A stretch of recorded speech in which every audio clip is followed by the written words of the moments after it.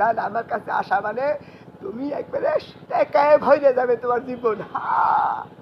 আমি সেই বাপের সওয়াল বুঝলো না, 17টা টাক জানো না, 17টা 18টা মাইক্রো মিনি বাস, তারপরে বুঝলো তো একটি আবার আব্বার আছে।